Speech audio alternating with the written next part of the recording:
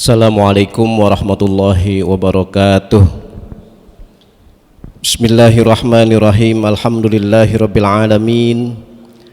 Wa afdhalus salati wa atammu taslimi ala sayyidina wa maulana Muhammadin khatamil anbiya'i wal mursalin wa ala alihi wa sahbihi ajma'in. Rabbi shrah li sadri wa yassir li amri wahlul 'uqdatam min lisani yafqahu qawli wala haula wala quwwata illa billahil aliyil azim. Amma ba'du. Hadirin Bapak-bapak, saudara-saudara jamaah Masjid Jami Darul Ilmi yang berbahagia, dalam kesempatan siang kali ini kajian kita tentang Kitab Bulughul Maram karangan Ibnu Hajar Al-Asqalani. Saya akan baca satu hadis yang datangnya dari sahabat Nabi yang bernama Fadalah bin Ubaid. Wa an Fadalah bin Ubaidin radhiyallahu anhu qala iza shalla ahadukum falyabda bitahmidi rabbih wa thana'i alaihi thumma yusalli ala nabi sallallahu alaihi wasallam thumma yad'u bima syaa. Rawahu Ahmad wa salasah wassahahu at-Tirmidzi. Bapak-bapak, saudara-saudara, hadis ini masuk di dalam bab tentang sifat-sifat sholat oleh pengarang Kitab Bulughul Maram Imam Ibnu Hajar Al-Asqalani. Meletakkan salah satu hadis tentang bab sifat sholat itu datangnya dari sahabat Nabi yang bernama Fadalah bin Ubaid. Dan hadis ini distatuskan adalah hadis yang sahih, hadis yang autentik ya oleh para ulama hadis. Bunyi hadis itu begini: idza shalla ahadukum, apabila kalian salat ay ad-du'a, falyabda bitahmidi rabbih wa tsana'i alaihi, maka mulailah dengan memuji Allah atau bersyukur kepada Allah. Tsumma yusolli ala nabi sallallahu alaihi wasallam, kemudian bacalah salat kepada Nabi. Tsumma yad'u bima syaa, kemudian dia melakukan doa-doa dan apa saja yang dia kehendaki. Bapak-bapak, saudara-saudara, hadis ini secara intinya begini. Doa itu kalau di dalam bahasa Arab itu as-salat diartikan doa. Jadi kalau kita nyebut as-salat, kita salat ya artinya doa. Tinggal yang membedakan ada sholat, di situ ada rukun dan ada syaratnya, ada ucapan, ada perbuatan yang secara khusus. Nah itulah yang disebut namanya sholat, seperti sholat zuhur tadi. Tapi kalau secara umum sholat itu doa. Jadi kalau kita sholat berarti diartikan doa gitu. Maka saya contohkan satu saja. Suatu saat begini, ada sahabat Nabi bertanya kepada Nabi Muhammad SAW, ya Rasulullah, orang tua kami sudah meninggal. Kalau orang tua kami sudah meninggal, masih bisa enggak saya berbakti kepada kedua orang tua? Dan ini pertanyaannya insya Allah ada di dalam hati kita ini. Sudah pasti. Anak yang biasa berbakti kepada kedua orang tua, atau ketika orang tua masih hidup, anak belum sempurna, belum maksimal berbakti, kemudian baru ingat ingin berbakti. Makanya ketika Nabi ditanya seperti itu, kalau orang tua sudah meninggal masih bisa enggak anak berbakti? Kata Nabi bisa. Dan ternyata Nabi bilang yang pertama dan seterusnya, yang pertama sekali anak masih bisa berbakti kepada kedua orang tua yang sudah meninggal termasuk kita ini. Nabi menjawabnya apa? As-sholatu alaihima. Nabi menggunakan lafaz as-sholatu. Nah di situ yang dimaksud as-sholatu itu adalah berdoa. Maka istilah as-sholat itu adalah doa. Tinggal nanti ada yang membedakan sholat itu yang ada ucapan, ada perbuatan yang secara khusus tadi seperti sholat zuhur. Ada yang sholat itu tanpa syarat, artinya tanpa harus ucapan, tanpa harus perbuatan, tanpa wudhu dan sebagainya. Itu namanya ad-doa ay as-sholat secara umum. Kembali dalam kajian hadis di sini bahwa kata Nabi, iza shalla ahadukum, apabila diantara kalian berdoa. Ini salah satu Nabi membimbing kepada kita bahwa doa itu sangat-sangat ilmiah. Jadi berdoa itu sangat dan bisa dibuktikan secara keilmuan. Maka berdoa itu Sampai-sampai kalau kita berdoa itu bukan hanya kepada orang yang masih hidup saja, orang yang sudah meninggal pun bisa kita doakan. Makanya tadi saya bilang, kita mendoakan orang tua kita dan siapa saja, guru-guru kita, kerabat kita, handai tolang kita yang sudah meninggal, itu kita doakan itu sampai doa itu. Karena yang kita doakan kepada orang yang sudah meninggal itu bukan kepada fisiknya, bukan kepada badannya, akan tapi kita doakan kepada ruhnya. Ruh orang yang sudah meninggal, saya bilang kita ini semua punya orang tua, punya kerabat, punya saudara yang sudah meninggal. Itu yang meninggal, yang mati, bahkan fisik yang akan rusak, bahkan hilang, itu cuma fisiknya, tapi ruhnya tetap hidup. Maka tadi saya bilang, saya istilahkan ilmiah, berarti kalau berdoa itu adalah ilmiah. Sampai sekarang nih yang lagi populer, kawan-kawan kita, saudara-saudara kita di Palestina, itu kita doakan mereka itu ilmiah. Jangan dianggap remeh doa itu. Maka kita doakan orang-orang, apalagi orang yang dizolimi, al-mazlum bahasa Arabnya. Orang yang dizolimi kalau kita doakan itu mustajabnya luar biasa itu. Bahasa saya, jangankan kita doakan orang yang dizolimi, orang yang dizolimi berdoa saja sudah mustajab. Apalagi nih seluruh dunia umat Islam, di seluruh dunia umat kemanusiaan, bukan hanya orang Islam kan, mendoakan kepada mereka orang-orang di Palestina, itu mustajab. Bahasa mudahnya, doa itu mustajab bukan hanya orang yang dizolimi. Kita doain orang yang dizolimi itu mustajab. Secara singkat berarti doa itu bisa dibuktikan secara keilmiahan dan itu adalah rasional, sehingga kata Nabi, ad-du'a'u mukhul ibadah. Masya Allah, luar biasa ini. Jadi kata Nabi, ad-du'a'u mukhul ibadah. Doa itu adalah inti sari daripada ibadah.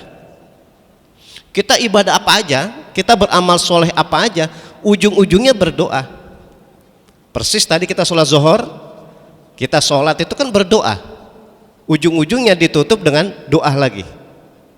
Kita puasa, ujung-ujungnya doa. Kita ibadah haji, ujung-ujungnya doa.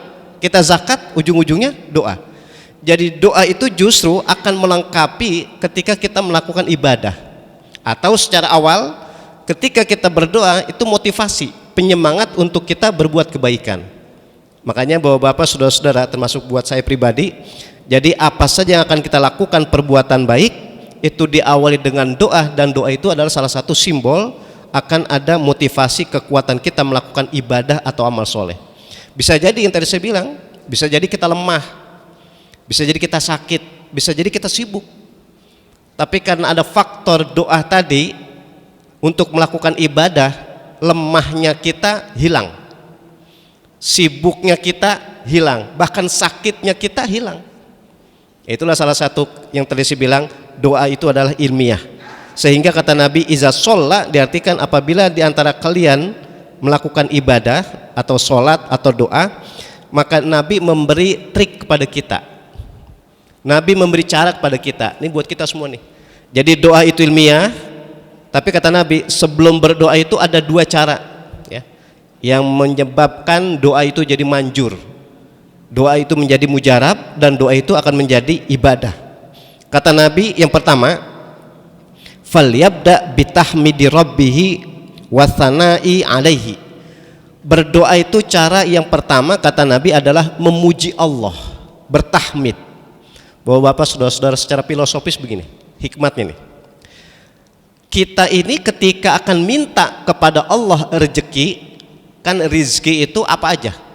Rezeki itu universal. Fisik sehat itu rezeki. Kita diberikan keilmuan itu namanya rezeki. Kita diberikan sehat fisik itu rezeki. Jadi rezeki itu apa aja?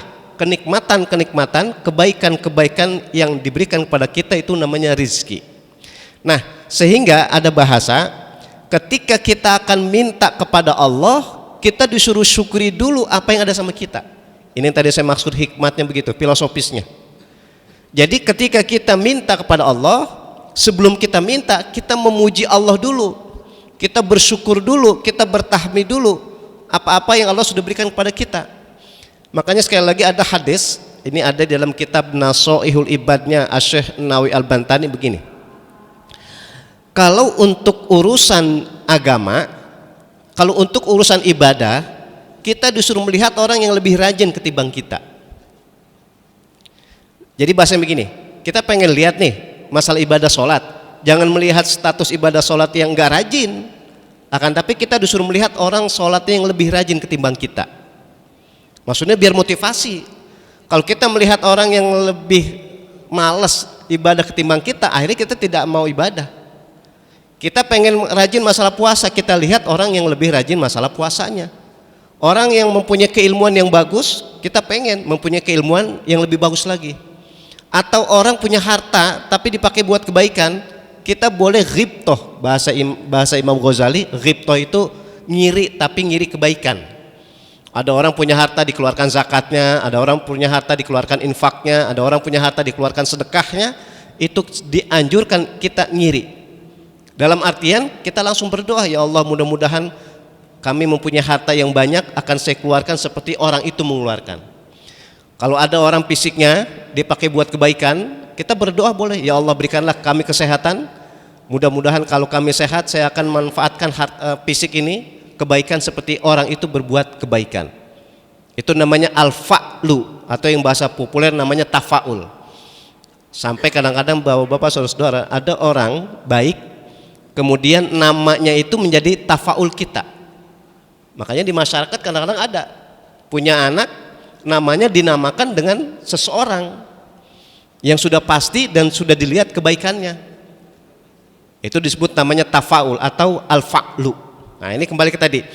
Jadi ketika kita berdoa, Nabi mengajarkan kepada kita sebelum meminta lagi atau meminta, kita disuruh bersyukur dulu apa yang ada sama kita. Makanya teorinya tadi dalam hadis, kalau untuk urusan agama kita disuruh lihat orang yang lebih ketimbang kita.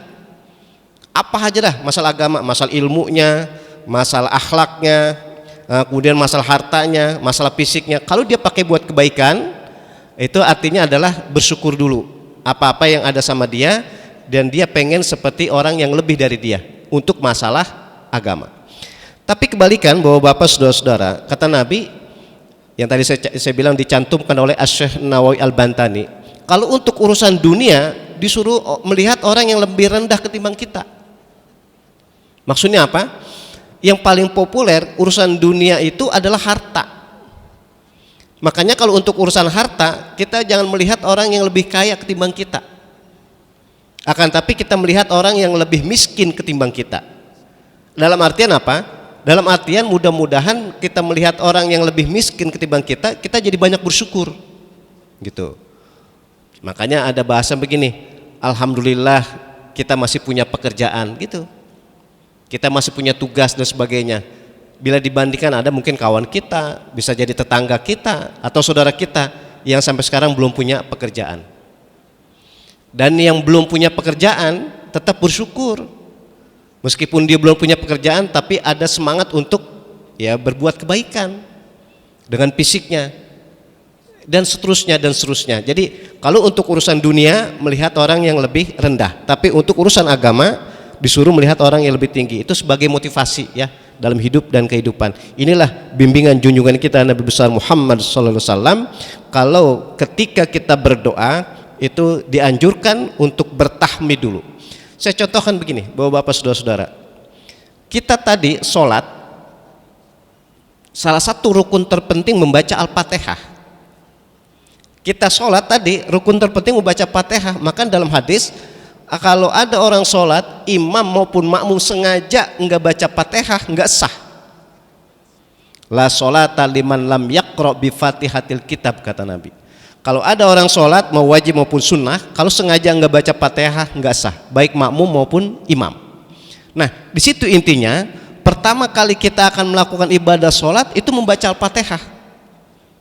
Kan Al-Fatihah itu dibaca setelah takbir, belum melakukan hal yang lain, belum melakukan bacaan yang lain, belum melakukan gerakan yang lain. Di sini dicontohkan langsung oleh Nabi kita Muhammad SAW, kalau ketika kita berdoa itu diawali dengan bertahmid. Makanya surat Al-Fatihah itu isi kandungannya merangkum seluruh isi kandungan Al-Quran. Jadi Al-Quran itu isinya tentang masalah akidah, masalah fikih, masalah sejarah, masalah gaib, dan seterusnya termasuk masalah hukum. Itu terangkum dalam Al-Fatihah. Makanya yang wajib kita baca kalau lagi sholat cuma Al-Fatihah saja. Nah ini tadi saya bilang Nabi sudah mencontohkan ketika kita berdoa, termasuk tadi ketika kita sholat itu diawali dengan bertahmid dulu. Makanya Al-Fatihah itu diawali dengan Bismillahirrahmanirrahim, Alhamdulillahirabbil alamin. Ini kalau baca Fatihah pakai Bismillah yang bermazhab Syafi'i. Tapi suatu saat ada kawan-kawan kita membaca Al-Fatihah tanpa Bismillah, itu tetap benar, itu tetap sah. Itu pandangan mazhab Maliki ya. Jadi intinya tadi ini sudah langsung dicontohkan oleh Nabi ketika kita sholat atau ketika kita berdoa, diawali yang pertama adalah memuji Allah dulu atau bertahmid. Yang kedua, Bapak-bapak, saudara-saudara, yang aktual nih, sebelum kita beramal soleh, sebelum kita berdoa, sebelum ketika kita melakukan ibadah sholat, kata Nabi, summa yusolli ala nabi sallallahu alaihi wasallam, bersolawat. Solawat kepada Nabi itu ilmiah dan itu adalah keramat. Membaca solawat kepada Nabi tadi saya bilang ilmiah dan keramat. Apa maksudnya? Begini, kita ibadah apa saja yang tadi saya bilang ujung-ujungnya baca doa. Ibadah apa aja, ibadah sholat, ibadah puasa, zakat, haji dan seterusnya, ujung-ujungnya baca doa. Kenapa? Sebab ibadah-ibadah yang tadi saya sebutin itu belum tentu diterima oleh Allah Subhanahu wa taala. Kita sholat, ujung-ujungnya taqabbal minna sholatana, haji dan seterusnya, zakat begitu juga. Kenapa? Sebab ibadah-ibadah itu tidak ada jaminan diterima oleh Allah. Tapi lantaran atau dengan perantaran kita berdoa, mudah-mudahan kekurangan atau ibadah kita tadi langsung diterima. Tapi kalau ibadah amal soleh membaca sholawat kepada Nabi Muhammad SAW itu sudah pasti diijabah. Itu yang membedakannya. Makanya saya bilang tadi itu ilmiah dan keramat. Nggak ada coba dari masyarakat atau guru-guru kita ketika membaca sholawat kemudian ujung-ujungnya mudah-mudahan pembacaan sholawat kita diterima oleh Allah. Nggak ada. Karena bacaan sholat pada Nabi itu mutlak diterima oleh Allah Subhanahu wa taala. Enggak tanggung-tanggung. Nabi udah bilang, "Man shalla alayya sholatan sallallahu alaihi biha asyra," kata Nabi. Siapa saja yang membaca sholawat kepadaku sekali aja, cuman sekali, sholatan, apa kata Nabi? Sallallahu alaihi biha asyra. Gusti Allah akan memberikan rahmat. Kalau Allah berselawat pada Nabi, bukan Allah membaca sholawat, diartikan Allah memberikan rahmat. Berapa kali? 10 kali rahmat diberikan kepada orang yang membaca sholawat cuma sekali. Masya Allah, ini luar biasa. Berarti kita baca sholawat sekali aja itu Allah memberikan rahmat 10 kali. Makanya Bapak-bapak, saudara-saudara, sekali lagi ini sudah dipraktekkan oleh Nabi kita Muhammad SAW dalam kapan? Ketika sholat. Di antara rukun terpenting setelah Al-Fatihah ini, ketika kita sholat membaca sholawat. Kapan itu? Ketika kita baca tahiyat, ketika kita baca tasyahud, itu wajib membaca sholawat pada Nabi Muhammad SAW. Kalau ketika tahiyat enggak membaca sholawat pada Nabi, enggak sah tahiyatnya.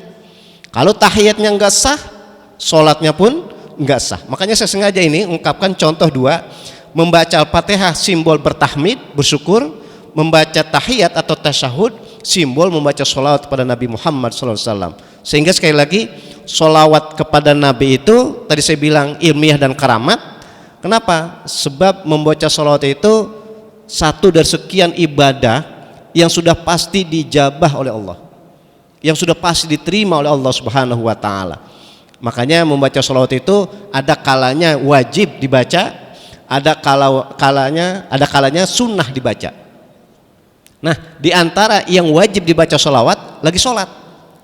Di antaranya apa lagi? Khutbah.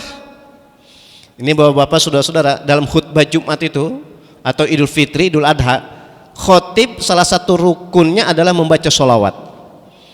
Kalau khotib sengaja nggak membaca sholawat, nggak sah khutbahnya. Kalau khutbahnya nggak sah, otomatis sholat Jumatnya pun nggak sah. Bahkan sebetulnya bukan karena lupa aja. Khotib itu nggak membaca sholawat karena lupa dan sengaja, itu otomatis nggak sah. Makanya pentingnya kalau khutbah Jumat sedang dibaca, itu makmum itu memperhatikan khotib. Kalau khotib lupa membaca sholawat, wajib diingetin. Sampai-sampai konsekuensinya begini, bapak-bapak, ini cara ngaji fikih ini. Setelah sholat Jumat, Ternyata ada jamaah yang ingat, oh iya tadi khotib belum baca sholawat.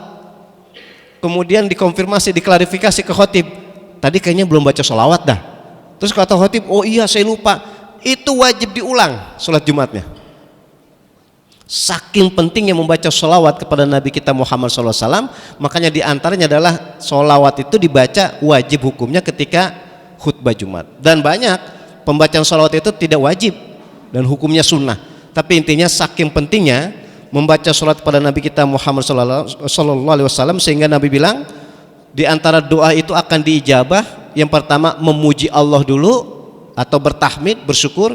Yang kedua adalah membaca sholawat kepada Nabi kita Muhammad SAW. Nah, bapak-bapak, saudara-saudara, ini saja yang dapat saya sampaikan. Intinya, ini kita diingatkan oleh Nabi bahwa kalau kita berdoa, kalau kita bersolat, jangan lupa didahului dengan bertahmid dulu. Yang kedua adalah membaca sholawat pada beliau, junjungan kita Nabi besar Muhammad SAW. Mudah-mudahan amal ibadah kita, sholat kita, termasuk sholawat kita, semuanya pasti ada hikmat sehingga kita termasuk orang yang selamat di dunia dan nanti akan selamat di akhirat nanti. Amin ya rabbal alamin. Demikian, kurang lebihnya mohon maaf. Wallahul muwafiq ila aqwamit thoriq. Assalamualaikum warahmatullahi wabarakatuh. Kita tutup dengan doa. Bitilkan niat Al-Fatihah. Bismillahirrahmanirrahim. Alhamdulillahirabbil alamin arrahmanir rahim maliki yaumiddin. Iyyaka na'budu wa iyyaka nasta'in ihdinas siratal mustaqim. Wa'fu'ani karim, wa'fu'ani karim, wa'fu'ani ya mujibas sa'ilin. Allahumma a'inna ala dzikrika wa syukrika wa husni ibadatik. Allahumma ighfir lana dunubana wa liwalidayna warhamhuma kama rabbayana shighara. Allahumma anfa'na bima 'allamtana wa 'allimna ma yanfa'una wa zidna ilman nafi'an wa amalan mutaqabbalan bi rahmatika ya arhamar rahimin. Bi fadlika dawam fiha subhanakallahumma wa tahiyyatun fiha salam. Wa akhiru da'wahum alhamdulillahi rabbil alamin.